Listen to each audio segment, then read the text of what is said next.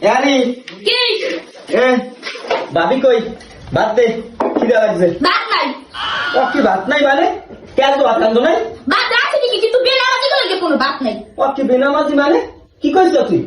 এমন একটা দিন আছে শুক্রবার রাতে তো তুমি পশ্চিমে ফিরে কপালে একটা টাক দিয়ে নামাজ পড়ছো জীবন নামাজ পড়ছো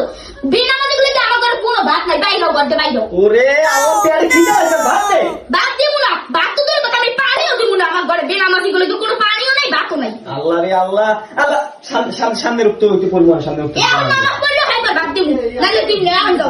দাও নামাজ পড়তে কে নামাজ তো আমাকে ভাত পানিও চলবে না একটু পানিও দিব না তুমি এখন যাবা নামাজ পড়তে আল্লাহ আরে ঠিক আছে নামাজ পড়ে একটু ভাত বাইরে রাখ খিদা লাগছে বেশি কোন নাই দূর বাবা টাকাই দাও গাইস আমনাকে ঘরে যদি কোনো শেষটা বেনামাজি থাকতে থাকে তাহলে ভাত দেবেন না শিক্ষা হয়ে যাবে নামাজ এতক্ষণ না পারলে ভাত দেবেনই না নামাজ পড়বে এই লগে লগে ভাত দেবেন এছাড়া ভাত দেবেন না মনে যেন থাকে কথাটা যেন মনে থাকে